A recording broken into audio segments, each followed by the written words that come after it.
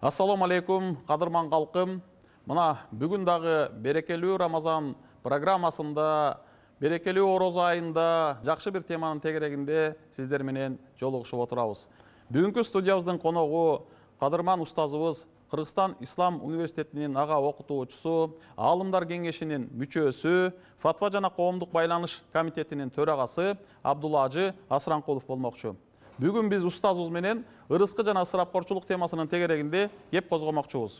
Устаз негизинен ырыскы жөнүндө, ырыскынын кеңдиги жөнүндө көптөгөн аяттар, хадистерде айтылат, пайгамбарыбыздын дуаларында айтылат. Өзү ырыскы деген эмне, ырыскы кең болуш үчүн адам баласы эмне кылыш керек? Себеби бүгүнкү күндө дагы бир сөз айтылып атат.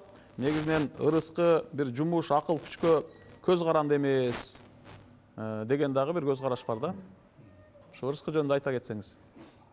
Алхамдулиллах, ассалату вассалам аля расулиллах. Амма баъд. Ырыскы деген Аллах Таала Кур'ани Каримде, пайгамбарыбыз Мухаммад саллаллаху алейхи ва саллям хадистеринде көптөгөн жерлерде айтылганда, ошо ырыскы жөнүндө Кур'анда жүздөгөн аяттарда айтылыптыр. Ошондо Аллах Таала Кур'ани Каримде айтты: "Аузу биллахи минеш шайтанир ражим. Ма мин даббатин фил арди илля алаллахи ризкуха." Жер бетиндеги бүтүн жандыктардын ырыскысын Аллах Таала өзү берет дейт. Аллах Таала өзү кепилдикке алыптыр ырыскыны. Бул ырыскыны Аллах Таала бергенден кийин ырыскы жөнүндө адам баласы көп ташвиш кылыш керек эмес экен. Себеби ырыскыны Аллах Таала өлчөп койгон. Хадисте Пайгамбар саллаллаху алейхи ва саллям айтат: Аллах Таала силердин кулк мүнөзүңөрдү өлчөп бөлүп койгондой, ырыскыңарды дагы бөлүп койду дейт. Бул ырыскы Аллах Тааладан экен. Эми ырыскынын көбөйүшүнүн дагы себептери бар. Пайгамбар саллаллаху алейхи ва саллям айткан: "Ман хабба юсата фир ризқихи ва юаххара иля фи ажалихи фальяхрим рахимаху." Ким ырыскым кең болсун десе, өмүрүм берекелүү болсун десе, туугандык байланыш кылсын дейт. Ошондо Аллах Таала өмүрүнө береке берет экен, ден соолугу дагы жакшы болот экен, жакшы ниеттерине жетет экен да. Ырыскы бул дагы бир хадисте айтат: "Ал касбу язидул мала вала ризка." Кесип кылуу иштөө бул мал дүйнөнү көбөйтөт, бирок ырыскыны көбөйтпөйт деген. Ырыскыны Аллах Таала канча өлчөп койгон болсо, ошол ырыскыга жетет экен да. Ошондо устаз айтсаңыз, бул мал дүйнө менен ырыскыны эки башка карашыбыз керек экен да, туурабы? Мал дүйнө дагы ырыскы, бирок мал дүйнөнүн өзү гана ырыскы деп ошол менен чектелип калбайт экен да. Бул мал дүйнө дагы ырыскы, бүт инсан пайдаланган нерселердин баардыгы ырыскы. Мындай айтканда материалдык жана руханий ырыскылар бар да. Мисалы адамдар байлыкка жетишет, бийликке жетишет, мансапка жетишет, ооматтуу, дөөлөттүү, сөөлөттүү болушат. Мына ушулардын баарын ырыскы деп эсептесек болобу? Албетте. Ырыскы бул баягы жакшы балдар, кыздар дагы ырыскы болуп эсептелет. Салиха, жакшы аял дагы ырыскы болуп эсептелет. Ден соолук дагы ырыскы. Адамдар ойлойт, ырыскы деп ошо мал дүйнөнү гана ойлошот. Бирок ырыскы кең да бул. Мааниси кең экен да. Ооба, бардык жакшылыктар, инсан пайдаланган нерселерди ырыскы деп айтылат. Кереметтүү Курандын Рум сүрөсүнүн 40-аятында Аллах силерди жаратып, ырыскы берет деп баяндалат. Жана ошол эле Али Имран сүрөсүнүн 37-аятында чындыгында Алла Таала каалоочуларга ырыскы берет деп айтылат. Негизинен Алла Таала кимдерге ырыскы берет, кандай шартта ырыскы берет, анан кул пенде ырыскыга жетиш үчүн кандай аракет жасаш керек? Ырыскыны Аллах Таала бардык жандыктарга, адамдарга дагы берет экен. Бул баягы момун болгондугуна карабастан, же динсиз болобу, Аллах Таала ырыскыны берет экен. Бул дүйнөдө Аллах Таала бүт жандыктарга ырыскы берүүнү мойнуна алган да. Эми ырыскыны кимге Аллах Таала ырыскыны кең кылып койгон болсо, көп берген болсо, аны Аллах Таала жакшы көрөт экен деген сөз чыкпайт. Аллах Таала ырыскыны каалаган адамына берет экен. Ошон үчүн баягы ырыскы көп берилген адам Алланын алдында сүйүктүү болуп калып, ырыскысы аз адам сүйүксүз болбойт, жаман көрүнгөн болбойт да. Буну Аллах Таала сынаш үчүн берет экен. Кээ бир адамдарга сыноо үчүн байлыкты көп берет, рызкыны көп берет. Кээ бир адамдарга сыноо үчүн баягы рызкысын азыраак кылып коет да. Байлыкты, бийликти, мансапты, ошол мал жанды дагы Алла Таала сынаш үчүн берет. Анан сынаш үчүн алып коюш да мүмкүн да туурабы? Албетте. Айткан Алла Таала Кур'ан-ы Каримде айтат. Лаин шакартум ла азиданнакум. Эгер силер шүкүр кылсаңар, мен берген жакшылыктарга мен силерге көбөйтүп беремин дейт. Эгер мындан чыгат, эгер шүкүр кылбаса инсан берген рызкыларын Алла Таала алып коюшу мүмкүн экен да. Бул жерде баягы кыргыз элибизде бир макал бар эмеспи? Ырыс алды ынтымак депчи. Ошо ынтымак бар жерде бир ырыскы уялайт экен, ырыскы болот экен, келет экен да. Анан Алла Тааланын Ар-Разак деген 99 Эсмаул Хусна көркөм ысым сыпаттарынын бирөөсү бул Ар-Разак да. Ырыскы берүүчү, ырыскыландыруучу деген маани келет кыргызчада. Бүгүнкү күндө адамдарда ошол баягы өзүм таап атам. Адамдар ушунчалык өзүмчүл, эгейс болуп кеткен бир учурда жашап атпайбызбы? Баягы Кудайын унутуп коюп, баардык нерседе өзүм болуп кетти да. Ошондо баягы ырыскыда Алла Таала берүүчү, бирок ырыскы табуу керек да. Ошондо адам баласынын өзүнүн ролу кандай болуш керек? Эми кесип кылуу, иштөө, аракет кылуу пендеден болот. Рызкыны негизи Аллах Таала берет.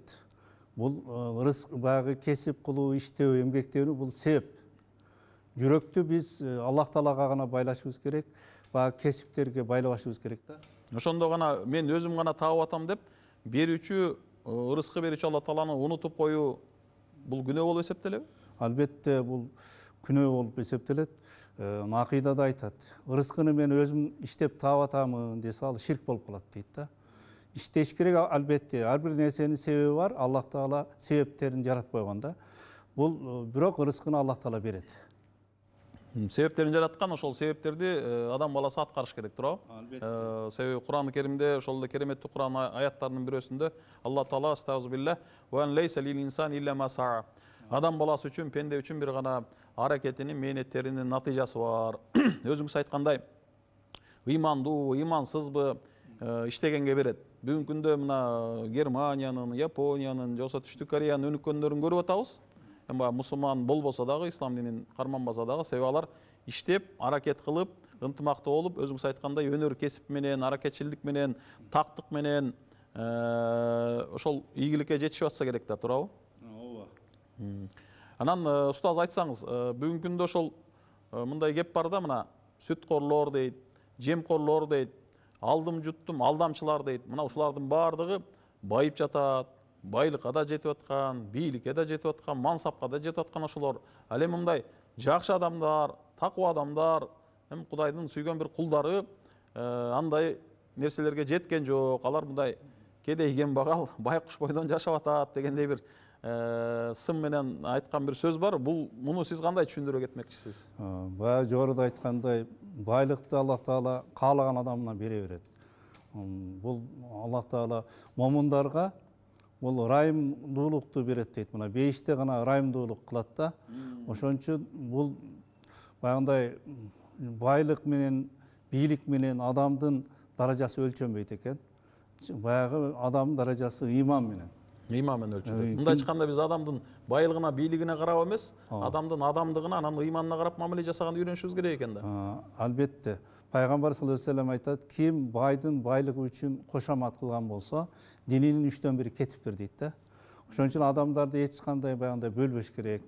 Бул байлыгы аз, же бийлиги жок деген болбош керек да.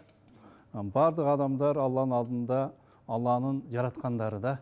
Алла Таала берген рызкыны жейт, берген нерсени алат да. Бул Алланын колунда. Бардык нерсе Алланын колунда.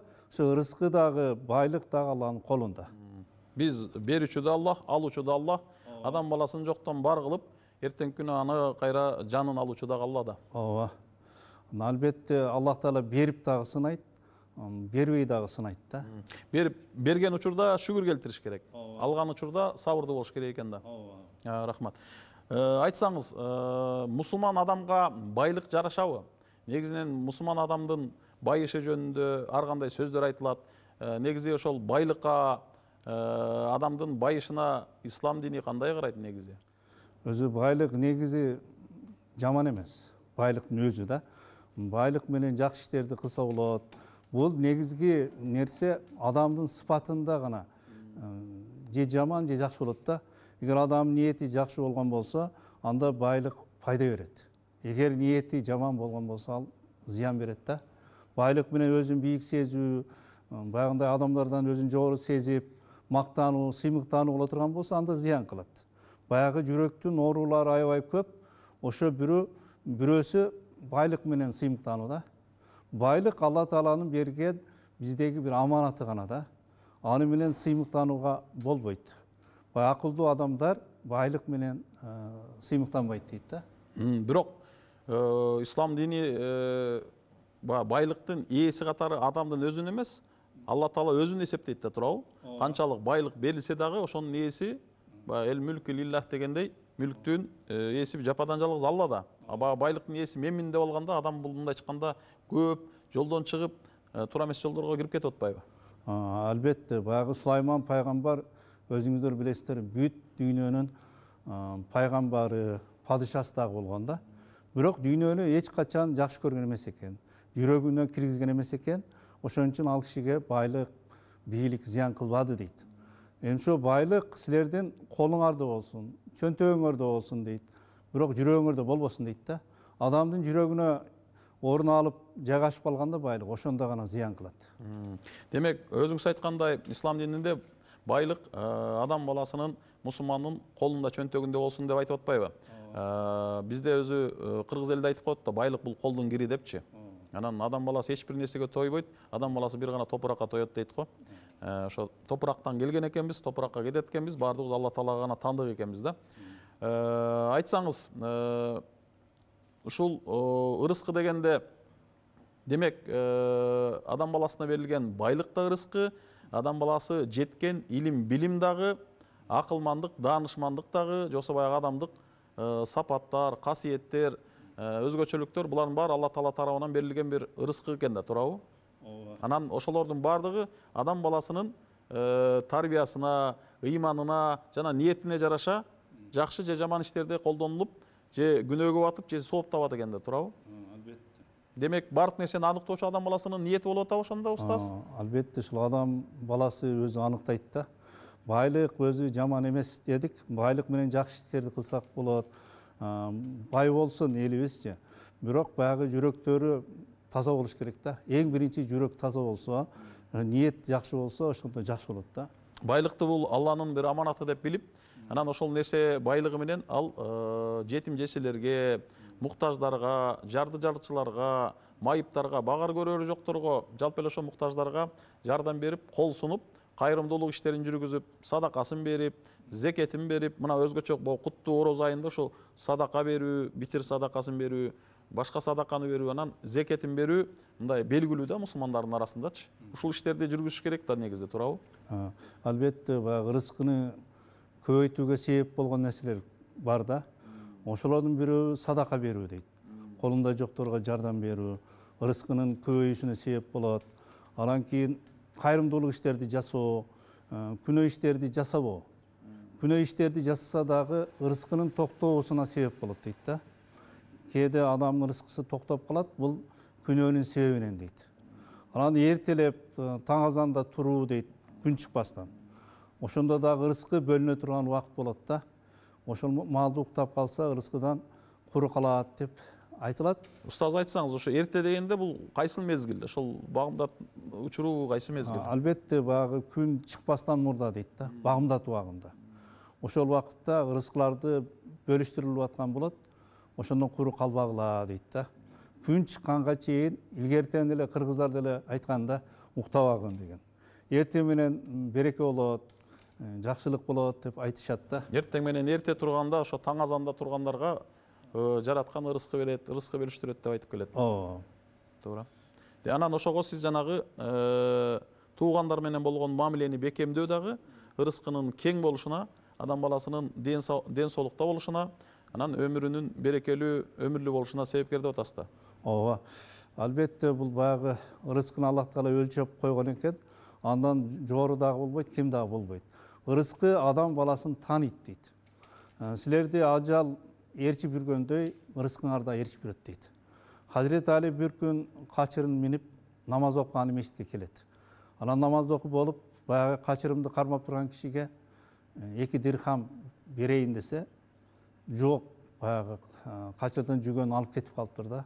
Анан базарга барып, баягы жүгөндү сатып алат, кайра эле ошол өзүнүн жүгөнүн сатып алат да. Көрсө баягы кармап турган киши, качырды кармап турган киши, барып базарга сатып бериптир. 2 дирхамга сатыптыр да. Ошондо дейт, пайгамбар Алла Таала ага 2 дирхамды насип кылган экен, ырыскы кылган экен да. Бирок ал адал жол менен эмес, арам жол менен жетти. Эгер кичине сабыр кылганда, Hazreti Ali ыраазылык менен бермек 2 дирхамга да. Бирок ушунчалык сабырсыздык кылса дагы 2 дирхамдан ашыкча ала албады дейт да. Ошон үчүн адам сабырсыздык кылса деле арам жол менен алат ырыскысын. Бирок күнөө болот да. Демек, ырыскыны таба билүү, ошону адал жолдо таба билүү маанилүү экен да. Ырыскыны адал жолдо таба билүү жана ошо тапкан дүйнө байлыгы менен, ырыскы менен кайра адал жолдо кызмат кылуу же адал жолдо сарптоо дагы маанилүү туурабы? Анан айтсаңыз, негизи ырыскы дегенде бул жерде ошол сарамжалдуулук жана ысырапкорчулук жөнүндө да сөз кылышыбыз керек да. Сарамжалдуулук бул адамдын көркү да. Адам баласына жараша турган өзгөчө аял заты дагы, аял затынын эң жакшы сапаттарынын бирөөсү бул сарамжалдуулук дейт да. Күйөөсү таап келген нерсени аз нерсени көп кылып, берекелүү кылып, бардыгына жеткирип, эгер көп байлык таба турган болсо аны да чачып, төгүп жибербестен сарамжалдуу пайдалана билген аял заты деп айтышат да. Анан ошол сарамжалдуулук боюнча, ырыскыны адал жолдо табуу боюнча, анан ошол ысырапкорчулуктан качуу боюнча өзгөчө бүгүнкү күндө мамлекетибизде ошол ысырапкорчулукка токтотуу максатында да атайын аракеттер болуп жатат, көрүп атасыз. Ушул жөнүндө айта кетсеңиз. Албетте Алла Таала Кур'анда ысырап кылуучулар жөнүндө дагы аяттарда айткан да. Алла Таала Кур'анда айткан: "Ауд биллахи минеш шайтанир ражим, ва ла тубаззир табзира, иннал мубаззирина кану ихванеш шаятин, ва кана шайтану ли роббихи кафура." Ысырап кылбагын дейт баягындай. Ысырап кылбагын. Албетте ысырап кылуучулар шайтан досторунан. Шайтан бул Роббисине кафир болду дейт да. Адам баласы баягындай шайтан буйрат экен сараң болууга. Баягындай өтө зыкым болууга буйрат. Эгер пенде ошонун тилин албай койсо, шайтандын тилин албай койсо, анан баягындай сарптайын, жакшы иштерди кылайын деп калганда ысырапкерчиликке мүндөйт экен. Ысырапкерчилик кылып баягы сарптоодо чектен ашып кетет экен. Бул дагы күнөө. Алла Таала айтат: "Иннаху ла юхиббул мусрифин." Алла Таала ысырап кылуучуларды жакшы көрбөйт дейт. Кээ бир адамдар ойлойт, мен сооптуу ишти кылып атамын деп. Бирок тескерисинче ал күнөө да, харам. Пайгамбар саллаллаху алейхи вассалам да хадистеринде, көп хадистеринде айтканда, анан Кур'андагы айта турган бир аят: "Ауд биллахи минеш шайтанир ражим, кулу вашрабу ва ла тусрифу." Жегиле, ичкиле, ысырап кылбагыла дейт да. Өзү бул медицинанын бүт бардыгын ушул аятта айтып коюптур да, жарым аяттачы. Өзү баягы ашыкча жөө бул ден соолукка зыян экен. Малды коромжуга учуратат, пайдасыз нерселерге иштеткен болот да, текке кетирген болот. Ысырап кылуучу адамдар мал дүйнөнү адалдан тапса деле, бирок ысырап кылган болсо күнөөкөр болушат. Себеби бул шайтандын иши да. Ар бир нерсени үнөмдүү пайдалангыла дейт биздин шариятыбыздачы. Анан кээ бирөөлөр ойлойт, ысырап кылуу бул сооп болот деп туруп, баягы сиз өзүңүз айткандай, ар түрдүү шариятта буйрулбаган, шариятта жол берилбеген нерселерди кылышат да. Мындан эч кандай сооп таппайт. Сооп таппайт экен, Ошондо бүгүнкү күндө ошол ысырапкорчулукка шайтан үндөйт деп атасыз, азгырат деп атасыз. Демек, ысырапкорлор жана сараңдар бул ошол жин шайтандын достору, ошолорду ээрчигендер десек болот экен да. Албетте. Ушул эки нерседен негизи жараткан Алла Таала бизди тыйып атпайт, туурабы? Анан айтсаңыз, бул жерде ушул ысырапкорчулуктун ошо антоним бул сарамжалдуулук болуп атпайбы? Өзгөчө мына берекелүү ороз айы бизде адамды асыл сапаттарга тарбиялаган. Себеби пайгамбар саллаллаху алейхи вассалам жоомарт болгон, бирок өзгөчө ороз айында жоомарт болгон дешет, туурабы? Айша энебиз муну айтып бизге калтырган. Анан адамдык асыл сапаттардын баардыгы пайгамбарларда пайгамбарыбыз айтып атпайбы, менден мурда 124 миң, башка бир айтылышта 224 миң дейт. Ошо пайгамбарлардын баарында болгон. Анан өзгөчө эң акыркы пайгамбарда сборка болуп жыйналган асыл сапаттар. Ошонусу менен бизге ал адеп акылакты айтып, ошонусу менен үлгү өрнөк болуп бул дүйнөдөн өттү да.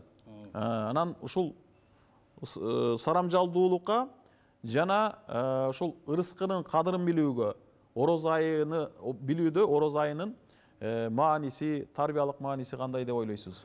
Орозо айы бұл медресе деп айтылат да. Медресе. Адам тарбиялоочу медресе. Жакшы сапаттарды үйрөтөт Рамазан. Баягы каниеттүүлүккө, сабырдуулукка, анан баягы мээримдүүлүккө, ырайымдуулукка тарбиялайт да. Баягы колунда жок адамдардын, кыйналып жаткан адамдарга жардам берип, ошолорду боору ооруп, аябоо сезимин күчөтөт. Орозонун жакшылыктары аябай көп, орозонун касиети көп. Мына сарамжалдуулукка дагы тарбиялайт да. Ошо эртеден кечке баягы Алланын ыраазылыгы үчүн баягы ачка жүрүп, ашыкча тамак жебейт. Адам баласы өзү курсагынын 3төн 1-ин гана тойгузсун дейт да. Өтө көп тойгуза бергенде дагы зыян деп айтылат. Бул ошо пайгамбарыбыздын сүннөтү боюнча 3төн 1-ин, Ооба, 3төн 1-ин. Анан мына жегенде ичкенде дагы өтө орточолуктан ашкан дагы ысырап деп атат да. Себеби биз өзүбүз эле жей берсек баардык нерселердичи, баягы колунда жокторго кайрыла албай калабыз да. Колунда жокторго да жардам бериш керек, барга каниет кылыш керек дейт да. Туура. Өзүбүздөн кийин ошондой муунду тарбиялаш үчүн эмне кылышыбыз керек деп ойлойсуз? Эң биринчиден өзүбүз, ата энелер ошондой сарамжалдуу болуш керек да. Балдар келечек муун ошо ата энелерин көрүп тарбияланат да. Эгер биз сарамжалдуу болуп жашоодо сарамжалдуу болсок, балдарыбыз дагы, неберелерибиз дагы сарамжалдуу болот да. Эгер адам баласы ысырап кыла берген болсо, балдарына дагы таасир этет. Ушундай кылыш керек турбайбы? Сөзсүз кылыш керек экен деп, баягы ысырапкерчиликке үйрөнүп калат да. Эми баягы адам баласы өзүнүн нәпсинин шахватын кандыруу үчүн гана жашаса, ошондо ысырапкерчиликке көп берилип кетет да. Биз баягы нәпсибизди гана ойлобостон, урухубузду да ойлошубуз керек. Эгер биз сарамжалдуу болбосок, келечек муунга дагы бул зыян. Бул үй бүлөгө, тегеле бардык коомго зыяны бар. Ысырапкорчулуктунчу. Баягы кем багал болуу болот. Пайгамбар саллаллаху алейхи ва саллям айтат: "Ма'ала малик тасада." Кем орточо, баягы үнөмдүү болсо, кем багал болбойт дейт да. Негизи ошо ислам ошого үндөйт, мусулмандын жашоо образы бул орточулукту карманууда турабы? Аша чаап кетип, ысырап кылбоо, же таптакыр бербей коюп, сараңда болбоо. Орто жолду кармануусу турабы? Көбүнчө илимсиздиктен, дини илимди билбегендиктен ысырапкерчиликке жол берип атышат да. Эгер динди жакшы билсе, Куранды билген болсо, ысырапкерчиликке жол бербейт эле да. Биз дайыма айтабыз, daarатта деле ысырап кылбагыла деп атпайбы шариятта. Саат деген сахаба daarат алып атканда, пайгамбарыбыз өтүп калып, "О Саат, бул эмне ысырап?" дейт.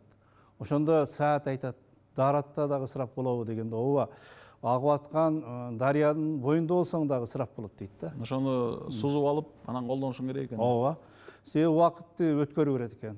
Убакытты дагы үнөмдөш керек да. Ысырап бардык нерседе болот. Мына айрыкча убакытты үнөмдөй атабыз.